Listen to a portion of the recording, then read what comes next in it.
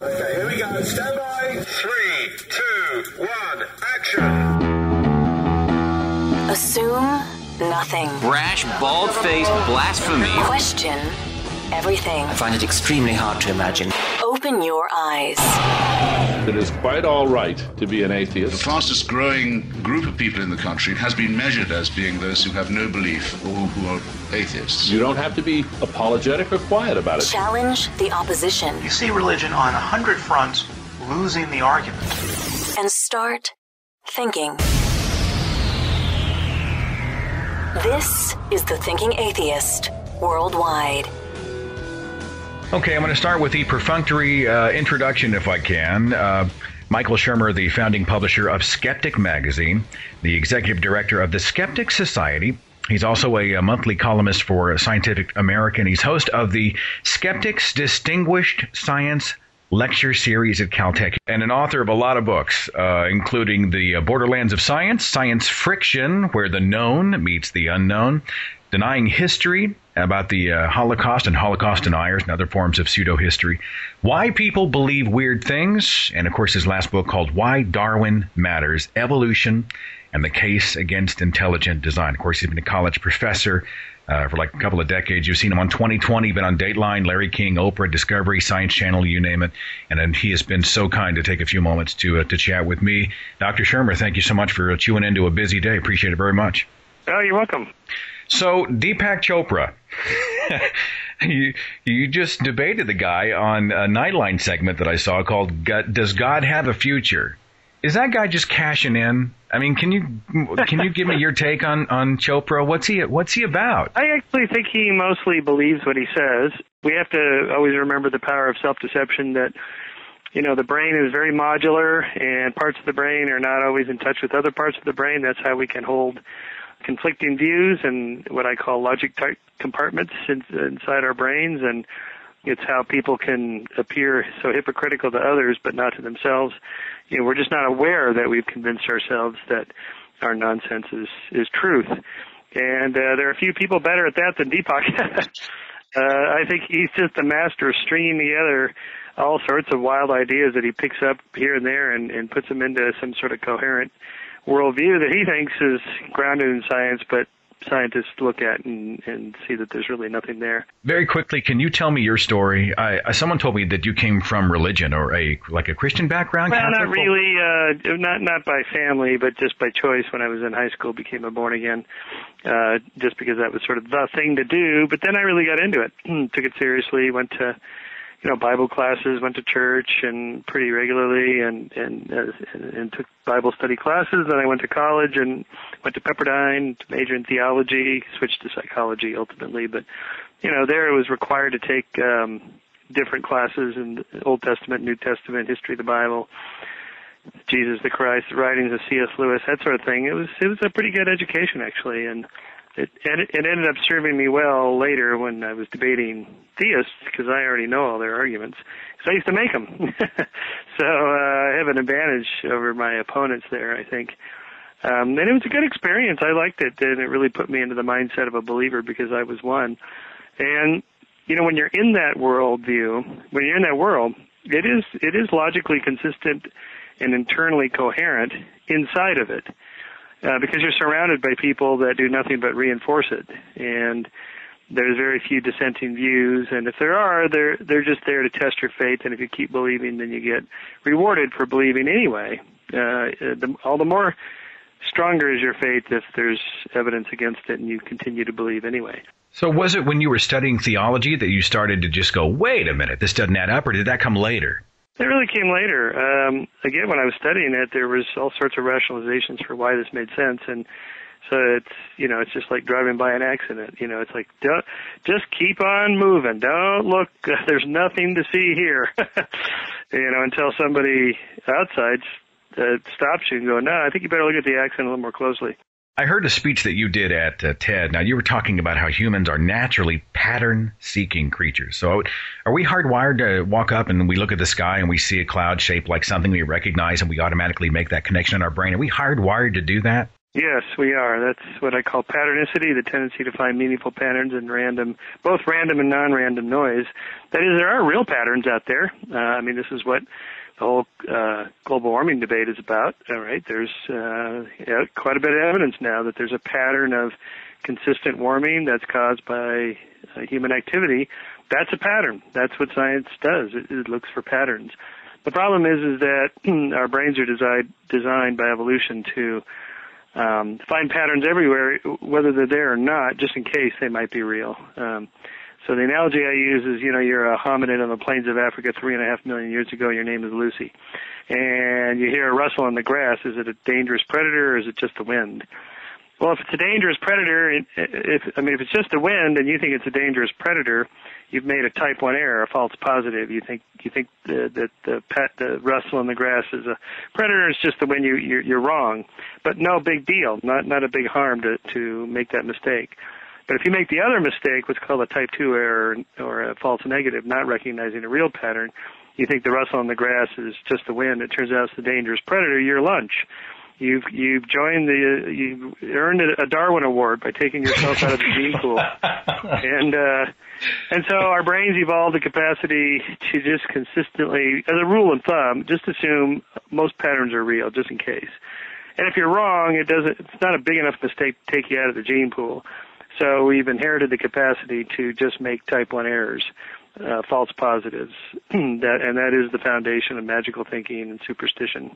So those of us who say the world couldn't have just happened, look at all of the organization out there, look at all of the quote-unquote design. We're hardwired to see design wherever we look. That's right, absolutely. But the reverse is true, too.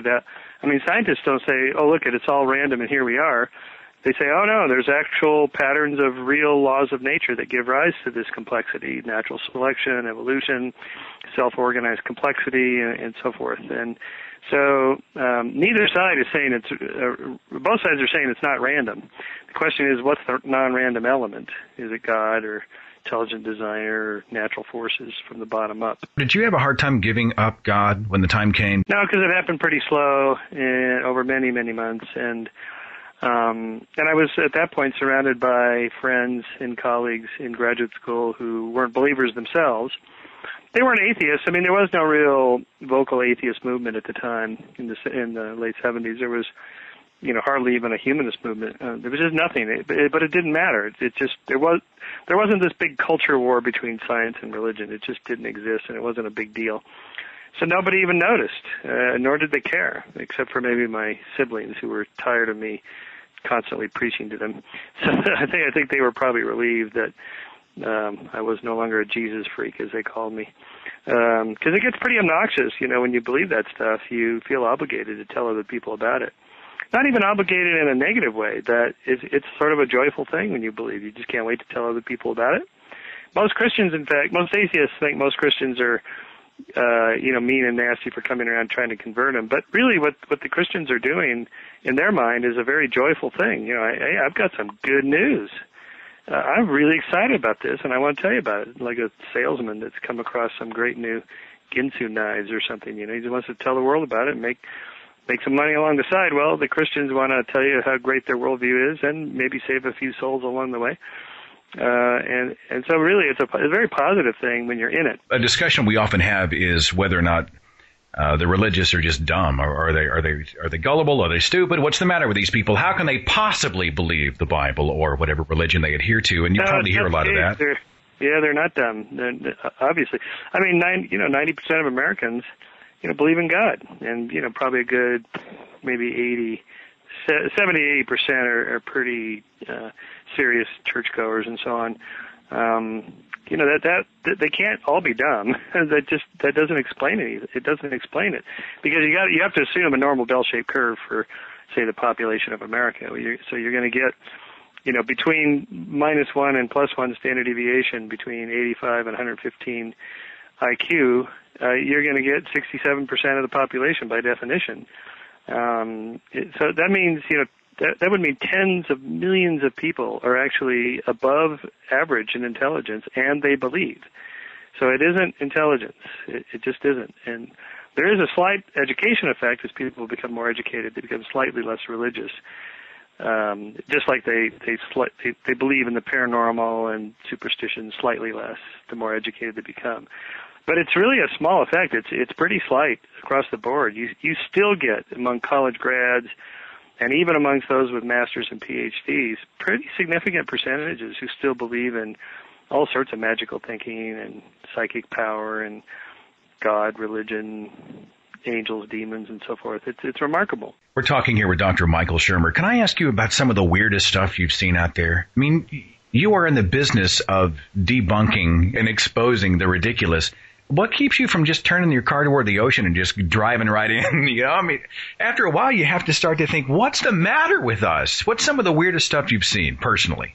Well, first of all, it's my job to study this stuff, so I don't think of it as depressing. In fact, it's just more data collection about how the mind works. So I look at it in a pretty positive way, that it's an interesting... Oh, come on. When somebody puts like a metal triangle on their head and worships the color green, don't tell me sometimes you don't shake your head and go, wow, what's wrong? Oh, I do. Yeah, no, absolutely. But in a way, it's like collecting more data on just weird shit that goes on in nature.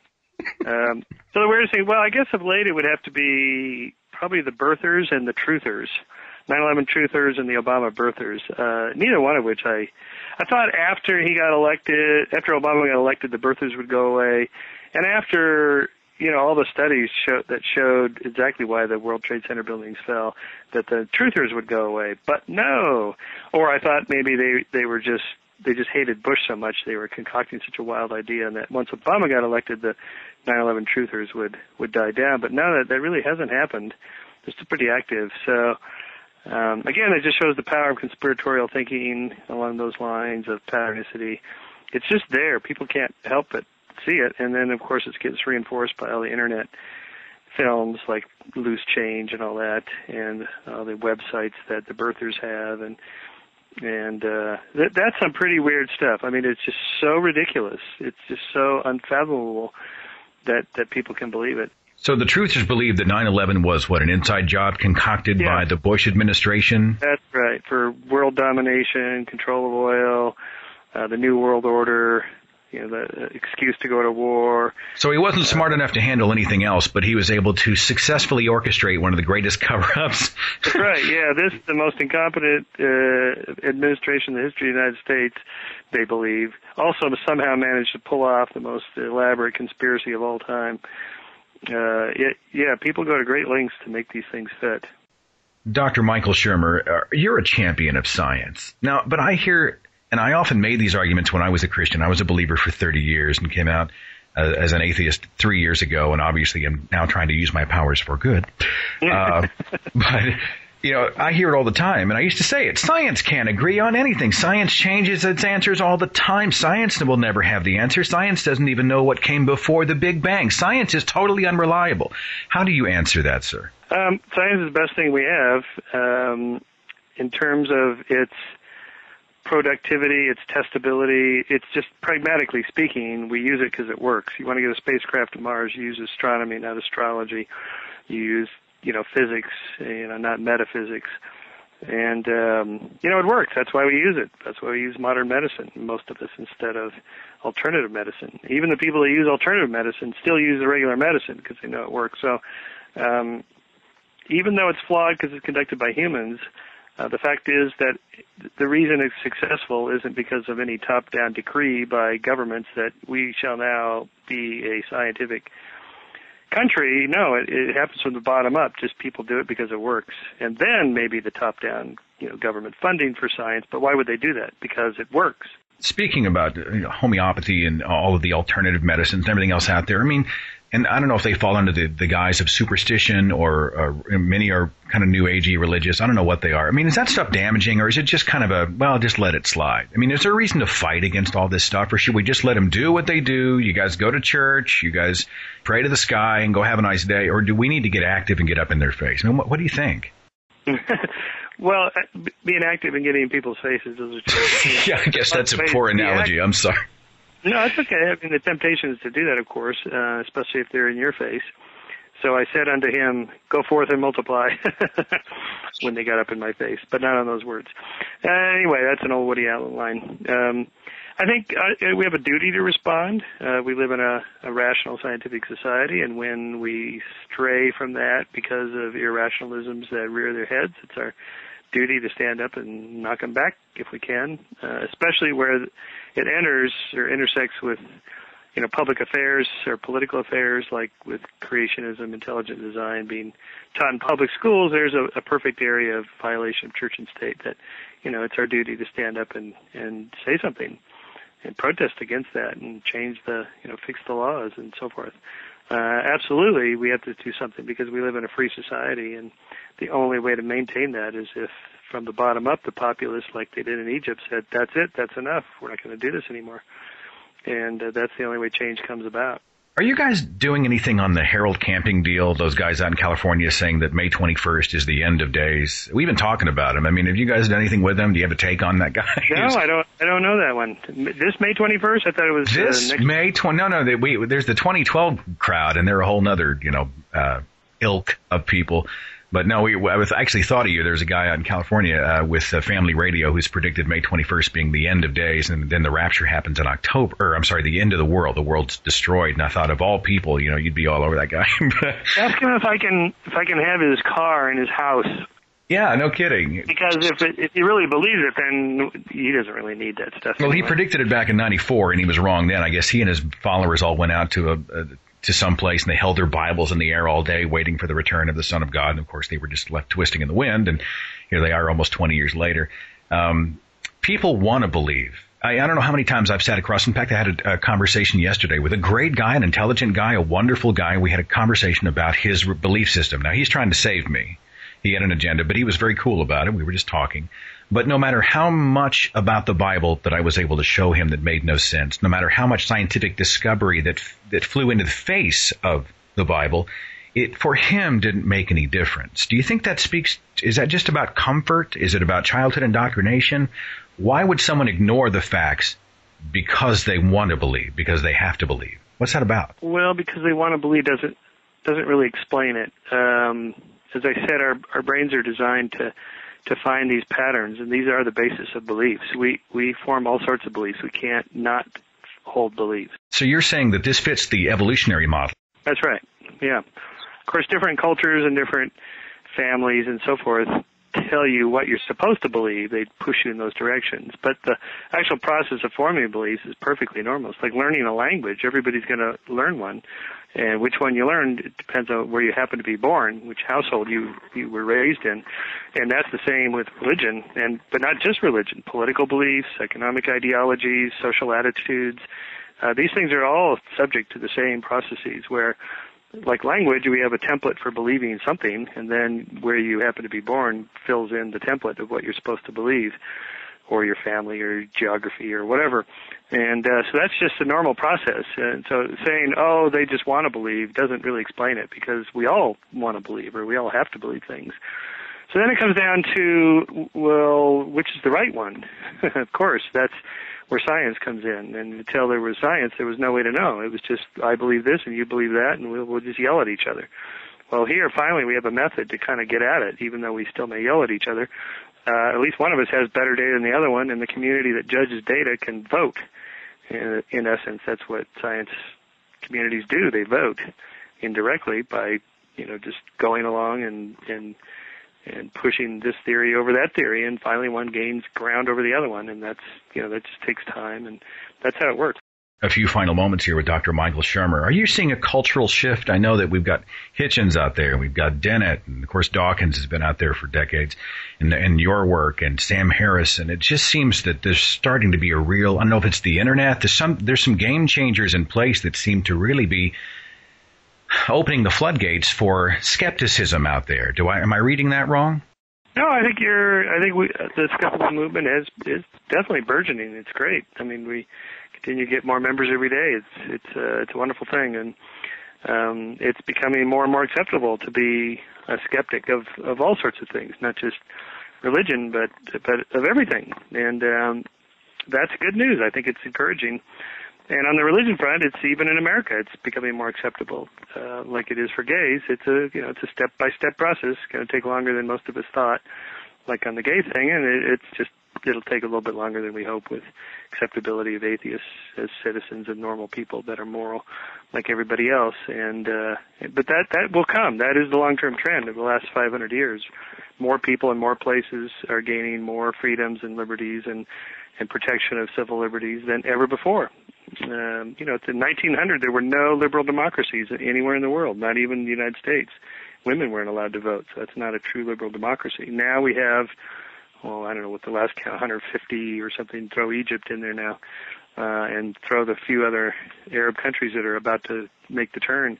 But that's the trend. It's good. It's a good thing. We're all getting there. It'll take another 500 years, probably longer than we think, but it's happening. You ever get people who read one of your books, who watch one of your lectures on YouTube, whatever, and then they contact you and they say, I used to be religious and the information you gave me helped to turn the corner? I mean, any success stories, anything you just take home that you just think, yeah, practically daily. It's a great thing. I don't have a quantifiable measure of, because obviously there's a selection bias there.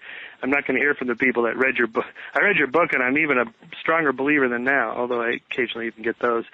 Actually, that's not what they say. They say, I read your book, and here's why you're wrong, which is fine. But, we all do. Hitchens gets a lot of letters, and Dawkins gets a lot of letters. So anecdotally, yeah, that happens a lot. Although I'm quite sure the Rick Warrens of the world, they also get lots of letters going. I read Purpose Driven Life, and I'm really into being a born again now. It happens in both directions. Can you help me with one semi-unrelated topic before we wrap it up? And I'm opening a can of worms here, but on my Facebook page we had a discussion, and many people said you should ask Shermer what he thinks. So I'm going to ask you what you think, okay? I'm a global warming skeptic. I'm a political conservative. I'm a social liberal, but I have always been a skeptic. In my mind, I just think, well, look at all the money involved. Look at all the scientists aren't agreeing, blah, blah, blah. So let me ask you, what's the story on this thing? I mean, how did you get to where you are on global warming, if I may ask? Well, so, sort of a long story, but when I first started college in the 70s, I took an ecology class. It was like one of the first.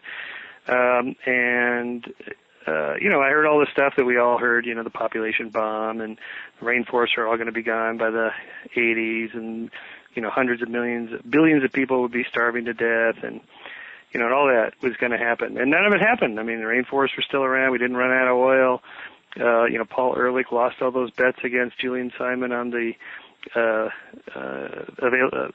supply and demand and price of precious minerals and the resources that they bet on. And, so by the 90s, I'd say I was pretty dang skeptical of the entire environmental movement, which was also very politically super left, super far left and liberal, and I'm not, so I could see that whatever the data actually say, the whole movement is so politicized, it's worthless. So I largely washed my hands of that whole thing, and I didn't really pay much attention to it for a long time. And then, like in the 2000s, I started reading some more papers, and especially because it became a cultural thing that you had to pay attention to at Skeptic. And so I started reading the actual scientific papers, and I thought, well, the evidence is actually pretty good. The Earth is really getting warmer, and there's pretty good evidence that it's mostly human-caused, although there might be some natural cycles as well at work. And so I just sort of put it all together and into 5 different questions. Is the Earth getting warmer? Yeah. Is it probably mostly human-caused? Yeah.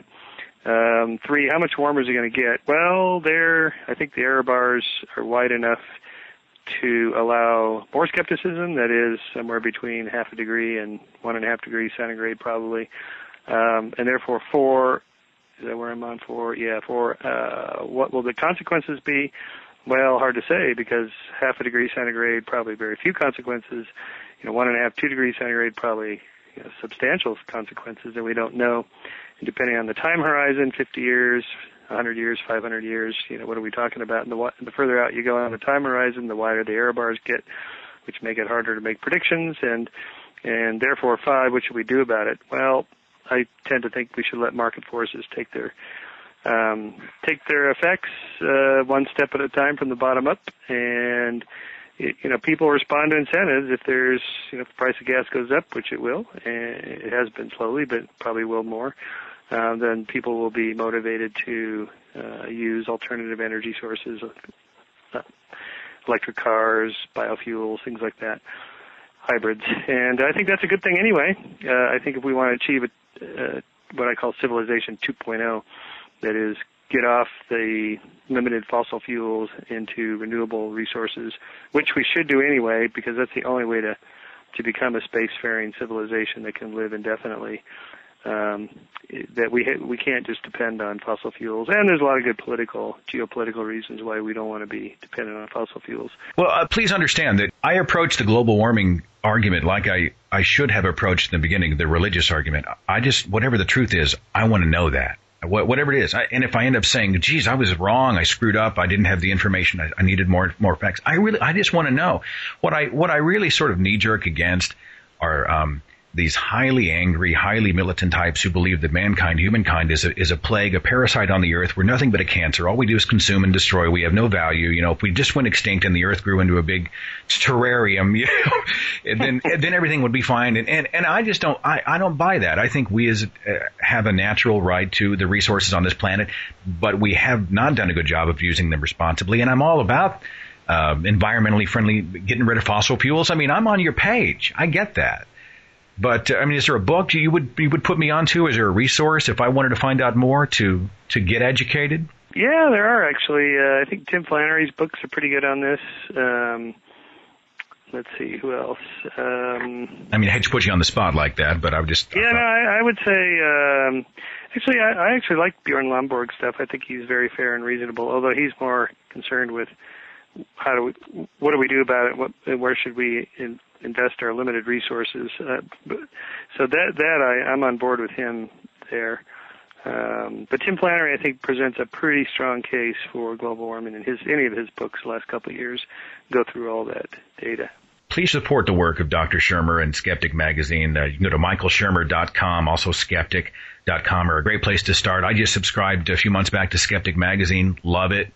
It's just a great resource to have. It's also a great way to support an organization that is going out there and challenging some pretty wild stuff that, there's a lot of people preying on other people out there on this planet, bilking people for thousands of dollars and sucking up decades of their lives. And it's important that they hear an opposing opinion. They hear someone else who may have a differing point of view that gives them the facts. And that's the work that Dr. Shermer is doing. If there's any way we could end on this note, if there's anything that you might want to say to my listeners who they're asking themselves, how do I live my life truthfully? You've got something I read about called the baloney detection kit. How do I live my life with my baloney detection kit engaged? How do I live my life skeptically and truthfully? What tools would you recommend, sir? The baloney detection kit's a great place to start. Go to skeptic.com and order it today. Operators are standing by. You're smooth. Is it a DVD? Is it a book? Is it both? No. Well, first of all, there's a free download of a video that Richard Dawkins produced. Richard Dawkins, producer, produced with me, and so that you can just watch at skeptic.com. But we actually have a little booklet, a little kit you can order. It's $5. It's nothing. And that's online at skeptic.com. That's a good place to start, or any of my books, of course, or just a subscription. Join the Skeptic Society, subscribe to Skeptic Magazine. We will give you the decoder ring, the secrets to the Da Vinci Code. We'll tell you who's in the Illuminati, who runs the world, the whole thing. That's good information to have, too. Yeah. This last half hour has been a tremendous honor for me. Now, I will admit, a few years ago when I was still a Christian, I was still sort of coming out of that womb, so to speak. I'd never heard the name Michael Shermer. I had no idea who you are. And thanks to YouTube, I was able to run across your lectures. It was one of those things, it was like a chain. I started with Christopher Hitchens, then I found Dawkins, and then I found Harris, and then I found Dennett, and I found your work that was related to theirs. And I found myself being introduced to ideas I'd never heard before. A fresh perspective from someone who had seen so much. And it was so invaluable to me. And I just want you to know, sir, that I'm one of your success stories. I'm one of the people. Well, thank you. I'm one of the there people. You go. It happens. Yeah, I'm one of the people who was on the fence thinking, wow, this doesn't add up. And it was because of a fresh perspective that you were a part of that helped me to really turn the corner and live my life skeptically and truthfully and honestly, joyously. I've had a great few years as a free thinker. And for those who think atheists are all miserable, a bunch of cranky snobs running around quoting science books, you have no idea what it is. It's real people, it's happy people, fulfilled, joyous, prosperous, and productive people out there. And Dr. Shermer is really, he's he's done a tremendous amount, I think, to help the cause of skepticism and free thinking out there. So it's been an honor for me, and I thank you so much for your time, and all success to you and your staff over at Skeptic, okay? Thank you. Follow The Thinking Atheist on Facebook and Twitter. Watch dozens of original videos on the Thinking Atheist YouTube channel. And visit our website for resources, links, contact information, the editor's blog, and more. thethinkingatheist.com.